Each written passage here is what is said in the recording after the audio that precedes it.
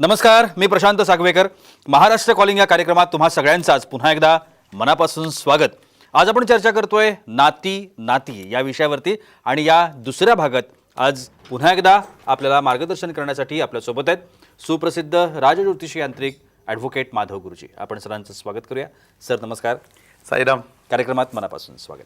कार्यक्रमाला सुरुवात करण्याआधी आपण सरांची थोडक्यात ओळख करून घेऊया. ॲडव्होकेट माधव गुरुजी यांनी दिल्लीच्या शुक्राचार्य ॲस्ट्रॉलॉजी सेंटरमार्फत ज्योतिषशास्त्राच्या विविध शाखांचा तब्बल 16 वर्षांचा अभ्यासक्रम पूर्ण करत राज्य ज्योतिष यांत्रिक ही पदवी संपादन केली.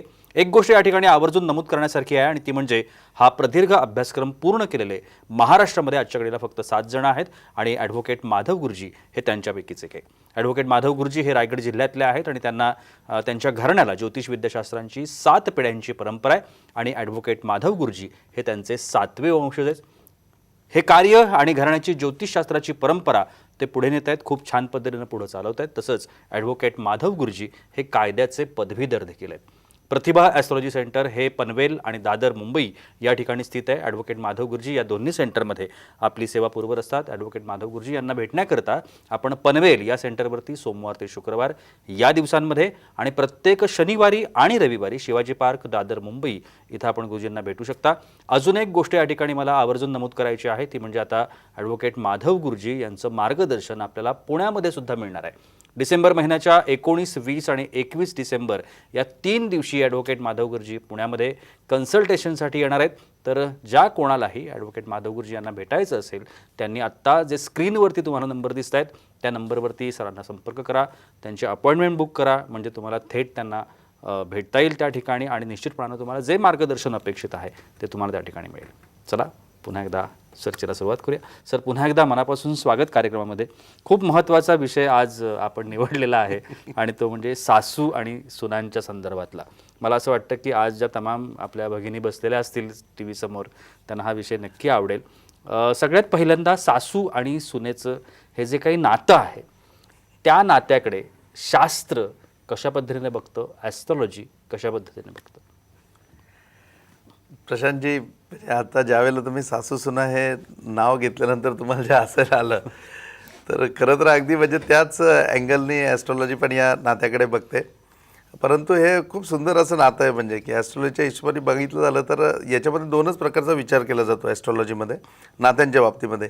काही नाती जी आहेत ती भावनात्मक नाती आहेत की भावनांनी जोडली जातात, की त्या भावना त्याच्यामध्ये आहेत. बाकी त्याच्यामध्ये धर्म किंवा आपण ब्लड रिलेशन म्हणतो त्याचा काही संबंध नाही, पण भावना त्या ठिकाणी. आणि दुसरं एक नातं येतं ते म्हणजे की वैचारिक, की ती ती वैचारिक लेवलची आहेत. म्हणजे ती वैचारिक लेवलची जी नाती आहेत त्या वैचारिक नात्यांमध्ये ह्या सासू सुनांचा समावेश होतो. म्हणजे ॲस्ट्रॉलॉजी अँगलनी जर प्रॉपरली विचारलं की सासू सुना या नात्याकडे ॲस्ट्रॉलॉजी कसं बघते, तर ते एक वैचारिक नातं म्हणून त्या नात्याकडे बघते.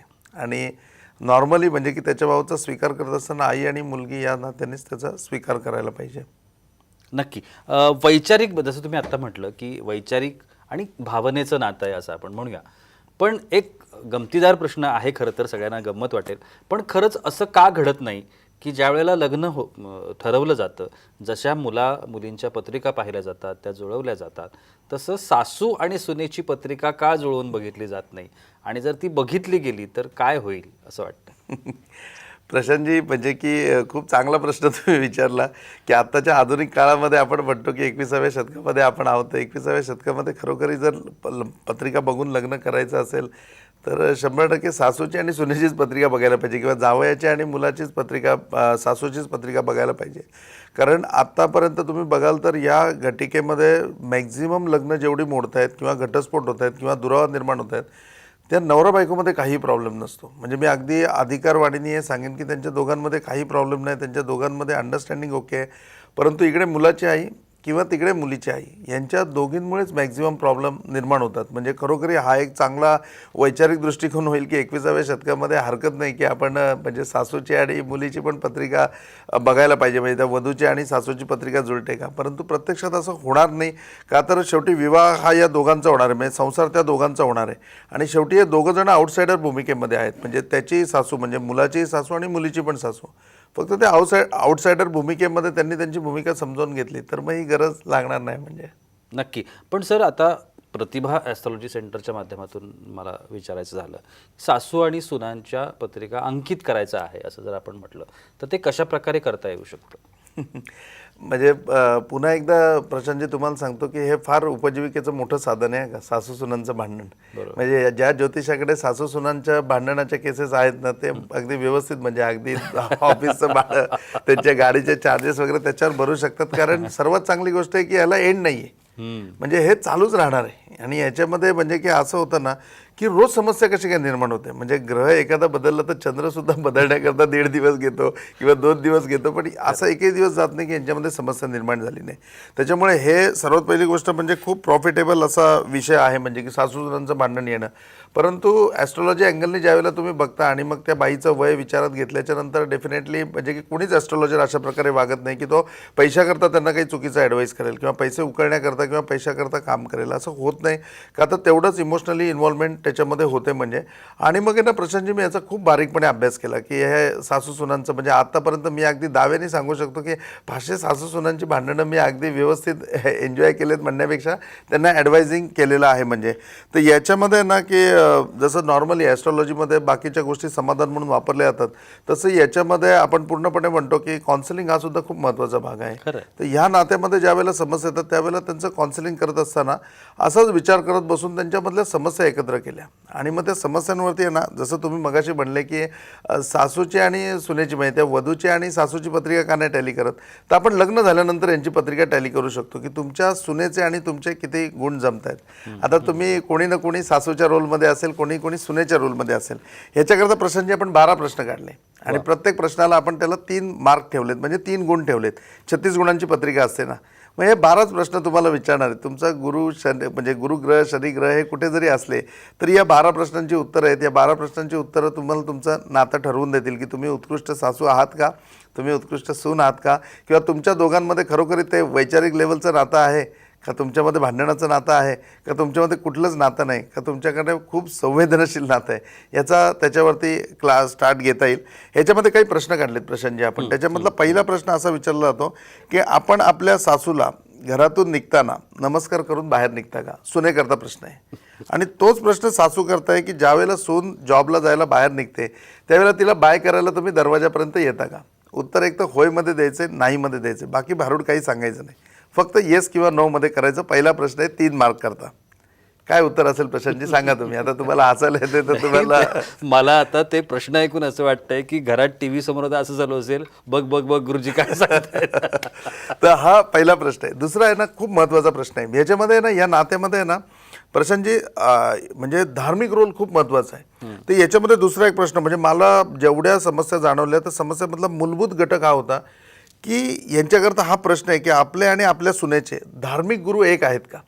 गुरु अनेक आहेत, शिक्षणाच्या क्षेत्रामध्ये असतील, नोकरीच्या क्षेत्रामध्ये असतील आणि दैनंदिन जीवनामध्ये असेल, पण आध्यात्मिक गुरु, धार्मिक गुरु आपण ज्याला म्हणतो की नाही हे आमचे गुरु आहेत म्हणून, मग त्याला आध्यात्मिक गुरु म्हणू शकतो आपण, धार्मिक गुरु म्हणू शकतो. तर हे तुमच्या सुनेचे आणि तुमचे एक आहेत का, याच्यावरती खूप सारं डिपेंड आहे. म्हणजे सगळं जवळजवळ 90% बेस याच्यावरती डिपेंड आहे. आता आहे ना, मुलीचे आणि आईचे ते एक येऊ शकतात कारण या एकाच छताखाली राहिल्यात, करेक्ट. पण ह्या दोन्ही छताखाली वेगवेगळ्या आल्यात, सून तिकडनं आलेली आहे म्हणजे, तर मग ह्यांच्या दोघांचे धर्मगुरू एक आहेत का किंवा आध्यात्मिक गुरु एक आहेत का, हा खूप इम्पॉर्टंट प्रश्न आहे. आणि याच्यामध्ये मेजर पार्ट तयार होतो. कारण कसं आहे, सासू तिच्या आध्यात्मिक गुरूंकडे तक्रारी घेऊन जाते, सून तिच्या आध्यात्मिक गुरूंकडे तक्रारी घेऊन जाते. दोन्ही गुरु त्यांच्या त्यांच्या लेवलला श्रेष्ठ आहेत, त्यामुळे ते त्यांच्याच हिशोबाने ॲडवाईस करतात. पण आता विचार करा की ह्या दोघांचा गुरु एक असेल तर तो दोघांना पण समोरासमोर बोलवेल आणि 1 to 1 फैसला करेल.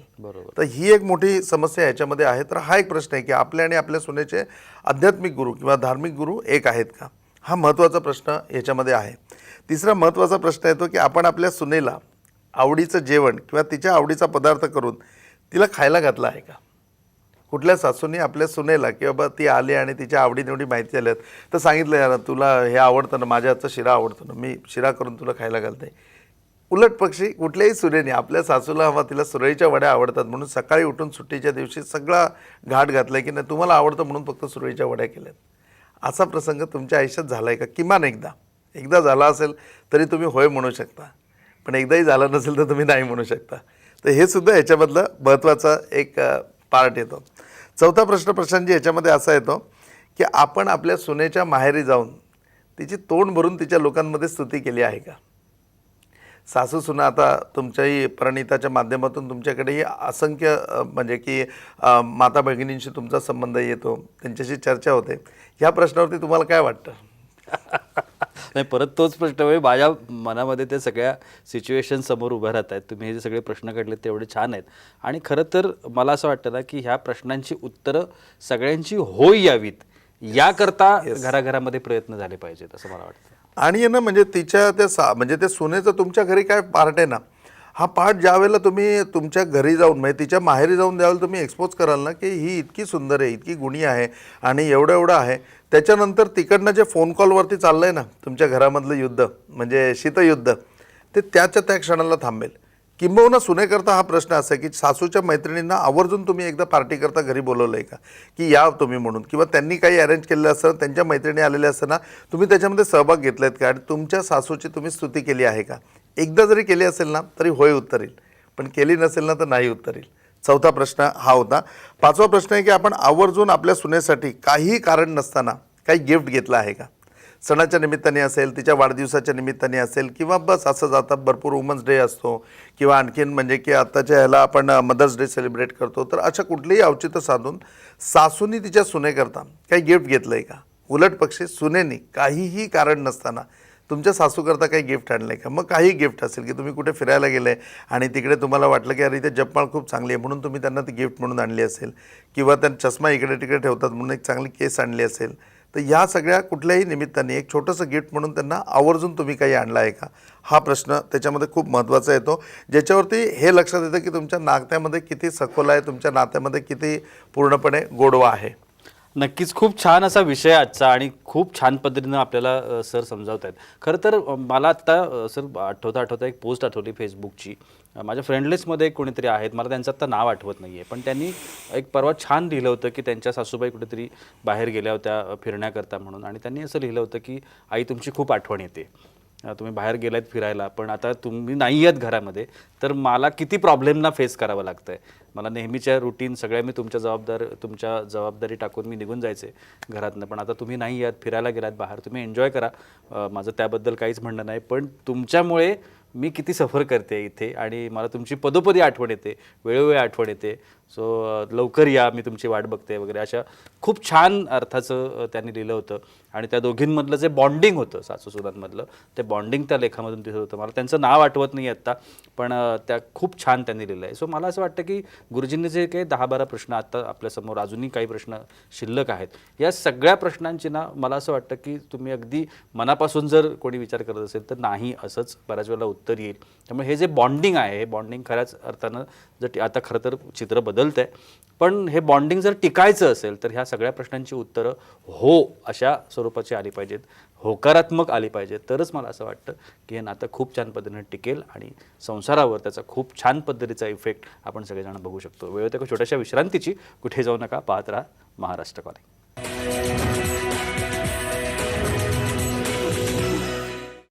विश्रांतीनंतर तुम्हा सगळ्यांचं पुन्हा एकदा मनापासून स्वागत. नाती नाती या विषयावरती आज आपण चर्चा करतोय आणि ॲडव्होकेट माधव गुरुजी आपल्याला मार्गदर्शन करत आहेत. सर 5 प्रश्न तुम्ही सांगितले, आता पुढचे 7 प्रश्न उरलेत, ते काय आहेत ते ऐकण्याची उत्सुकता आहे. बिलकुल. प्रशांतजी, याच्यामध्ये आणखीन एक महत्त्वाचा प्रश्न असा येतो की आपण आपल्या सुनेला तिच्या स्वप्नांबद्दल विचारलं आहे का? कारण मोस्टली असं असतं ना की तुम्हाला तिच्याकडनं कॉपरेशन हवं असतं, तुमच्या मुलाच्या संसारामध्ये तुम्हाला सगळं काही हवं असतं, किंवा त्यांच्या दोघांच्या संसारामध्ये सगळं काही हवं असतं. तुमची ही अपेक्षा असते की पटापट त्यांना मुलं व्हावीत, तुम्हाला नात असावी वगैरे, या सगळ्या गोष्टी. आणि तुमच्या म्हणण्याप्रमाणे तुम्ही तिच्या बाबतीत प्रत्येक हे ठेवत जाता, म्हणजे की डिमांड्स ठेवत जाता. तर मग कधी तुम्ही विचारलं आहे का आवर्जून की तिची स्वप्न काय आहेत, म्हणजे तिची स्वप्न कधी जाणून घेतली आहेत का, किंवा तिचं स्वप्न काय? उलट अर्थी सुनेनी कधी सासूला विचारलं आहे का की तुमची अपेक्षा काय आहे, म्हणजे की तुम्हाला एक आदर्श सून म्हणून तुम्हाला काय हवं आहे, किंवा तुमची माझ्याकडनं काय अपेक्षा आहे? असं नॉर्मल ज्याला आपण म्हणतो की डायलॉग, ज्यावेळेला डिमांड आणि सप्लाय या दोन्ही गोष्टीमध्ये ना व्यापारी समोर विचारतो की तुम्हाला कसली आवश्यकता आहे, कुठल्या प्रकारची क्वालिटी, कुठल्या प्रकारचा हे माल तुम्हाला हवा आहे, म्हणजे तसं डेफिनेटली म्हणजे की सासू किंवा सुना या दोघींचं नातं जर आहे तर त्याच्यामध्ये गोडवा निर्माण व्हायचं असेल तर दोघांच्या कंडिशन्स माहितीच असायला पाहिजेत, खरं, रिक्वायरमेंट माहिती असायला पाहिजेत. तर ह्या गोष्टी करता तिचं जे स्वप्न आहे त्या स्वप्नांबद्दल तुम्ही कधी चर्चा केलेली आहे का? आणि जर केली असेल तर उत्तर होय, नसेल तर नाही. 6वा प्रश्न आहे, म्हणजे तुमचे जवळजवळ 6 प्रश्न संपलेत, म्हणजे पत्रिकेमधले 50% गुण संपलेत तुमचे आता. आता त्याच्या पुढे आपण जाऊ 7व्या प्रश्नाकडे. आपल्या सुनेला एकदा तरी तिच्या आजारपणामध्ये तुम्ही दवाखान्यामध्ये घेऊन गेलात का? हा जो प्रसंग असतो ना, की दवाखान्यामध्ये घेऊन जायचं, मग ज्यावेळेला ती प्रेग्नंट असेल त्यावेळेला असेल किंवा मग हे असेल आणि तिचं म्हणजे तुमचा मुलगा घरामध्ये नाही आहे, तुमचा मुलगा बाहेर असतो, तो जॉब करतो आणि मग ही रिस्पॉन्सिबिलिटी आहे की तुमच्या सुनेला तुम्ही दवाखान्यामध्ये घेऊन जायचं. तर तुम्ही खरोखर असं कधी आजारपणामध्ये तिला दवाखान्यात घेऊन गेलेला आहात का? आयदर ऑर सेकंड ऑप्शन सुनेकरता आहे की सासूची तब्येत बरी नसताना तुम्ही आवर्जून तिची काळजी घेऊन तिच्या अंगावरती काही पांघरून टाकून शाळ टाकून तिला दवाखान्यामध्ये घेऊन गेला आहात का, की नाही मी तुम्हाला घेऊन जाते दवाखान्यामध्ये, उगाचं अंगावर तुम्ही दुखणं काढू नका? तर नेलं असेल तर उत्तर होय, नसेल नेलं तर नाही आहे. बघा, प्रश्न खूप सेन्सिटिव्ह आहे आणि प्रत्येकाशी आहे. या प्रश्नांची उत्तरं खरोखर होय म्हणून जर तुमची येत असेल तर मी 100% सांगतो की तुमचं नातं खूप म्हणजे खूप अगदी असं म्हणजे उत्तुंग आहे किंवा कौतुक करण्यासारखं आहे. 7वा प्रश्न त्याच्यामध्ये येतो की आपण म्हणजे ज्यावेळेला सुनेला ती खूप दमली आहे, म्हणजे की आज ऑफिसमध्ये तिला खूप लोड होता, ती खूप दमली आहे किंवा आज मेगा ब्लॉक होता त्यामुळे ते यायला उशीर झाला, तर त्यावेळेला तुमच्या मुलीप्रमाणे कधी सांगितलं आहे का, तू एक काम कर, तू पहिले इकडे ये आणि माझ्या मांडीवरती छान डोकं ठेवून निवांत बस, मी तुला तेल लावून देते. म्हणजे जसं आई आपल्या मुलीला किंवा मुलाला सांगते की मांडीवर डोकं ठेव, मी तुला तेल लावून देते, तसं तुमच्या सुनेला कधी तुम्ही तेल लावून दिलं आहे का? उलट पक्षी सुनेला प्रश्न आहे की तुमच्या सासूचे पाय कायम दुखत असतात, म्हणून तुम्ही एक दिवस वेळ काढला आहे का की आज नाही, सगळं जेवण वगैरे ना आटपल्यानंतर आहे ना अर्धा तास तुम्ही फक्त इथे बसा, मी तुमच्या पायाला आहे ना वेगळ्या प्रकारे मॉलिश करून देते किंवा मी वेगळं तेल आणलं आहे ज्या तेलाने मी तुम्हाला मॉलिश करून देते. असं एकदा तरी घडलं आहे का? म्हणजे घडलं असेल तर उत्तर होय आहे, नसेल घडलं तर उत्तर नाही म्हणून आहे. पुढचा प्रश्न असा आहे की सुनेच्या माहेरच्या लोकांना, म्हणजे तिचे तुमचे व्याही आणि विहीण, सुनेच्या माहेरच्या लोकांना म्हणजे तिच्या आईवडिलांना, तिच्या भावाला म्हणजे व्याईला वहिनीला, यांना घेऊन तुम्ही कधी जॉईनिंग टूरला गेलेला आहात का, की चला आम्ही पण देवदर्शनाला चाललो आहे गाणगापूरला, तर तुम्ही दोघांची पण रिझर्वेशन करते, तुम्ही आमच्याबरोबर चला, असं त्यांना घेऊन गेलेला आहात का? उलट पक्षी सुनेच्या पण आईवडिलांनी कधी सुनेच्या सासू सासऱ्यांना बोलवलं आहे का, की चला आपण मस्तपैकी आम्ही नर्मदा परिक्रमा करतो आहे, तुम्ही पण आमच्याबरोबर नर्मदा परिक्रमा करा? त्या नर्मदा परिक्रमा करता ॲटलिस्ट ते येतील नाही येतील तो भाग वेगळा, पण एक आग्रहाचं निमंत्रण किंवा आम्ही चाललो आहे म्हणून तुम्ही पण बरोबर या असं इन्व्हिटेशन तरी दिलं आहे का? इन्व्हिटेशन दिलं असेल, ते आले नसतील आले, जमलं असेल नसेल, 50% मार्क मिळू शकतात, म्हणजे 3 गुणाच्या ऐवजी 1.5 गुण मिळू शकतो. हां, आणि तुम्ही कॉमन टूर जर केली असेल, बरोबर टूर जर केली असेल तर 3 पैकी 3 मार्क मिळू शकतात. प्रपोजल दिला असेल तर किंवा टूर केली असेल तर आयदर 0 ठरलेलाच आहे. त्याच्यानंतर आपण आपल्या सुनेला कोणत्या स्पर्धेमध्ये भाग घेण्यासाठी किंवा स्पर्धेमध्ये भाग घेतल्यानंतर प्रोत्साहन दिलं आहे का? उद्या सुनेनं सांगितलं की नाही माझ्यामध्ये ना खूप मी चांगलं कुकिंग करते आणि मला माझी इच्छा आहे कुकिंग कॉम्पिटिशनला जायची, तर सासूने आवर्जून सांगावं किती एंट्री फी आहे सांग, मी एंट्री फी भरते आणि तू पहिलीच येशील म्हणून, आणि तू कुठली डिश करणार आहेस ते मला सांग म्हणून. आणि त्याच्याकरता मग तिला सजावटीच्या बाबतीत असेल किंवा तिला यूट्यूबवरचं एखादं बघून तुम्ही दाखवलं असेल की अशी सजावट कर, हे कर ते कर, असं कधी प्रोत्साहन दिलं आहे का? किंबहुना असं आहे की ती जाऊन आली आणि तिने काहीतरी प्राईज घेऊन आली, तर ती प्राईज तिला मिळालं किंवा तिने पार्टिसिपेशन केलं म्हणून त्या पार्टिसिपेशनबद्दल तुम्ही बक्षीस म्हणून तिला काही दिलं आहे का, की अवॉर्ड म्हणून तुला, की ठीक आहे तू भाग घेतलास ना, माझ्यातर्फे 500 रुपये घे, तुला पाहिजे ते घे, ड्रेस घे, नाही तर तुम्ही हॉटेलला जा, पण मला खूप बरं वाटलं तू भाग घेतला म्हणून. उलट पक्षी तुम्ही सासूला कधी असं प्रोव्हाइड केलं आहे का, की सासूबाई तुम्ही हा आयटम खूप छान करता, तर तुम्ही या घ्या ना कॉम्पिटिशनमध्ये आणि हे ठेवा ना, काही हरकत नाही म्हणून, काय होईल फार फार तर अवॉर्ड मिळणार नाही, अजून काय होणार आहे, असं तुम्ही कधी प्रोत्साहन दिलं आहे का? हा दोन्ही बाजूनी प्रश्न आहे म्हणजे, आणि होय उत्तराची अपेक्षा आहे. असं तुमच्या आयुष्यामध्ये घडत असेल तर खूप चांगलं, किंबहुना घडवण्याकरता तुम्ही कधी याच्या अगोदर प्रयास जरी केला असेल, एकमेकाला ऑफर प्रोत्साहन दिलं असेल, तर तुम्हाला अर्धा गुण मिळू शकतो. त्याच्यानंतर पुढचा प्रश्न येतो, 11वा प्रश्न येतो, मुलगा आणि सून यांचे दोघांचे वाद झाले असतील, म्हणजे तुमच्या मुलाचा आणि त्याच्या बायकोचा म्हणजे तुमच्या सुनेचा ज्यावेळेला वाद झाला असेल त्यावेळेला आवर्जून तुम्ही तुमच्या सुनेची बाजू घेतली आहे का, किंबहुना सुनेची बाजू ऐकून घेतली आहे का? उलट पक्षी सुनेनी मुलगा आणि आई यांच्यामध्ये ज्यावेळेला वाद झाले त्यावेळेला तुमच्या आईचं बरोबर आहे हा मुद्दा धरून तुमच्या नवऱ्याशी तुम्ही भांडलायत का? इकडे सासू करता प्रश्न आहे की सुनेची बाजू बरोबर आहे ही धरून तुम्ही मुलाशी भांडलायत का? भांडला असेल ना, निदान ती बरोबर आहे तिचं ऐकून घे एवढं जरी म्हणलं असेल ना तरी अर्धा गुण मिळेल, आणि भांडला असेल तर 3 पैकी 3 गुण मिळतील, आणि असं झालं असेल तर सर्वात चांगलं, तुमचं नातं खूप सुंदर आहे. आणि शेवटचा प्रश्न येतो जो 12वा प्रश्न येतो की आपण आवर्जून काही सणाच्या प्रसंगी रोजच्या रुटीन लाईफमध्ये नाही, सणाच्या प्रसंगी आवर्जून सर्व अधिकार आणि हक्क आपल्या सुनेच्या स्वाधीन केले आहेत का? की बाई ही दिवाळी आहे आणि या दिवाळीचे 15,000 रुपये बजेट असतं, एवढे दिवस मी दिवाळी केली, आता मला रिटायरमेंट हवी आहे, ही दिवाळी तू तुझ्या पद्धतीने साजरी करे, 15,000 रुपये तुला घे, हा खर्च आहे जो आपण दरवेळेला याच्यामध्ये दिवाळी करतो, तुला पाहिजे तशी दिवाळी कर, जी तू करशील ना ती छान दिवाळी. अशी पूर्णपणे हक्क आणि अधिकारासकट तुम्ही तुमच्या सुनेच्या स्वाधीन केलं आहे का? केलं असेल तर होय, नसेल तर नाही. मग गणपतीचा सण असेल, एक दिवसाचं जसं चैत्र गौरीचा हळदी कुंकू वगैरे असेल, असाही कुठला प्रसंग असेल, त्याच्यामध्ये सर्व हक्क आणि अधिकार म्हणजे बस तुम्ही जिथे सांगशील तिथे उठ, तू सांगशील त्यावेळेला बस, या हिशोबाने. अशा हक्क आणि अधिकारांनी तुम्ही सुनेला एक दिवस किंवा एक सण कधी साजरा करायला दिला आहे का? उलट पक्षी सुनेनी सासूला अशा कुठल्या ह्याच्यामध्ये सांगितलेलं आहे का की माझं डोहाळे जेवण आहे आणि बस मला असं वाटतं की तुम्ही त्याच्यामध्ये तुम्ही पूर्णपणे ते करावं, तुम्ही सांगाल त्याप्रमाणे मी संपूर्ण करणार आहे, किंवा माझ्या आयुष्यामधला हा प्रसंग आहे की आता नातवाचं बारसं आहे आणि याचे सगळे हक्क आणि अधिकार, नाव पण तुम्हीच ठरवा काय ठेवायचं आहे ते, आणि सगळं तुम्हीच करायचं आहे पूर्णपणे, तुम्ही सांगा त्याप्रमाणे मी तयारी करते, असं जर घडलं असेल 3 पैकी 3 मार्क, किंबहुना विचारांची आदानप्रदानता जरी झाली असेल तरी 1.5 गुण तुम्ही धरू शकता. असे 12 प्रश्न आहेत, प्रत्येक प्रश्नाला 3 गुण आहेत. आणि आता बघा म्हणजे की 36 पैकी तुमचे 36 आउट ऑफ किती गुण येत आहेत. 0 असेल तर तुमच्या नाते खूप लोअर लेवलला आहे, त्याच्यामध्ये तुम्ही जास्तीत जास्त स्कोर काढण्याचा प्रयत्न केला पाहिजे की जेणेकरून त्याच्यामध्ये तुम्हाला एक चांगल्या नात्याचा अनुभव घेता येईल. नक्कीच. खूप छान असे प्रश्न आत्ता सरांनी आपल्याला सगळ्यांना सांगितले की ह्या प्रश्नांची आपण टॅली केली पाहिजे. मला असं वाटतं की हे प्रश्न नाहीच आहेत.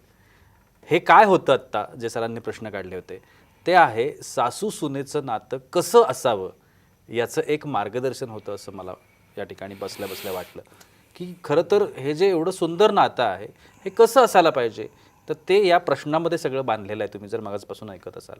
आणि हे जर नातं तसं असेल तर मला असं वाटतं की घरामधल्या ज्या काही समस्या आहेत, ज्या काही अडचणी आहेत, जे काही अपयश येत असेल म्हणा किंवा काही गोष्टी अडचणीच्या होत असतील म्हणा, तर त्याच्यावरती एक 50-60% उपाय याच्यातच आपल्याला मिळेल आणि उरलेला जो 30-40% विषय आहे तो अगदी हातात हात घालून सहज सोडवता येईल असं मला वाटतं. सर, कार्यक्रमाच्या अंतिम टप्प्यामध्ये आहोत. पुढचा प्रश्न विचारत नाही आहे, पण जाता जाता सासू सुना ज्या आपल्याला बघतायत आत्ता स्क्रीनवरती त्यांना तुम्ही काय सांगाल?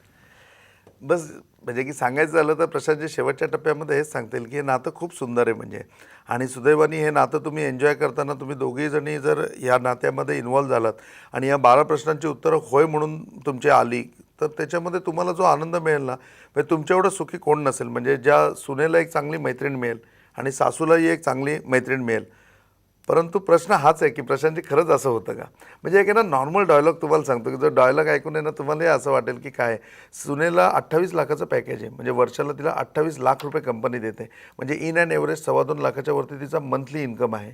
त्या सुनेच्या बाबतीत सासू कंप्लेंट करताना काय म्हणते माहिती आहे? अहो गुरुजी काय पत्रिका बघता तिची, खाली मुंडीनी पातळ धोंडी आहे, बोलताना दात पण दिसत नाही तिचे. किती ऑब्झर्वेशन आहे. मग हे ऑब्झर्वेशन तुम्ही तिच्या बाबतीमध्ये ठेवलं, हेच ऑब्झर्वेशन जर तिच्या विचारांच्या बाबतीत केलं तर किती फरक पडेल. आणि जर उलटे प्रश्न विचारले ना, म्हणजे ती आपण जसं पाठीमागे जातो की सास भी कभी बहू थी, आणि तेच प्रश्न रिवाईज जर त्यांच्या लाईफमध्ये विचारत गेलं ना, ह्याची दुसरी एक थेरपी आहे. ज्यावेळेला सासू आपल्याकडे येते, हे तर प्रश्न आपण याच्याकरता काढले की ते नातं पूर्णपणे मीडियावरती आपण सांगतोय की अशा प्रकारे हे जर पॉझिटिव्ह होऊ शकतं म्हणून, पण याच्यामध्ये असेसुद्धा अँगल आहेत की ज्याच्यामध्ये सासूचेच पूर्णपणे रोल आहे. आणि मग त्यांना प्रश्न विचारायला गेल्यावर त्यांना विचारलं की तुम्ही सून असताना काय केलेलं, आणि मग ते उत्तरं देताना त्या पॉझिटिव्ह होत जातात. तेव्हा त्यांच्या लक्षात येतं की अरे सून असताना आपण तेच केलेलं जे आता आपली सून आल्यावर आपल्या बाबतीमध्ये करते. तर थोडंसं रिव्हर्स जाऊन बघा तर 100% लाईफ खूप एन्जॉयमेंट आहे. नक्कीच. आणि पुन्हा याच्या संदर्भातल्या जर काही अडचणी असतील, समस्या असतील तर निश्चितच प्रतिभा ॲस्ट्रॉलॉजी सेंटर आपल्यासाठी आहेच. पनवेल मध्ये सोमवार ते शुक्रवार या दिवसांमध्ये सर असतात आणि शनिवार आणि रविवारी दादर मुंबईमध्ये सर असतात. आत्ता 19, 20, 21ला सर पुण्यामध्ये सुद्धा आहेत. त्यामुळे निश्चितपणानं तुमच्या समस्या, अडचणी, प्रश्नांसाठी तुम्ही त्यांना कधीही संपर्क करू शकता. संपर्क क्रमांक आत्ता स्क्रीनवरती आहेत. सर, तुम्ही आजच्या कार्यक्रमात आलात आणि एवढी छान माहिती आमच्या प्रेक्षकांसाठी दिलीत त्यासाठी अगदी मनापासून आभार. साईनाथ आप सबकी भली करे, गुरु गोरक्षनाथ आप सबकी भली करे, श्री गुरु निरंजननाथ विजय तेतराम आदेश. आणि याबरोबरच वेळ होते इथे थांबण्याची. कुठेही जाऊ नका, पाहत रहा साम टीव्ही.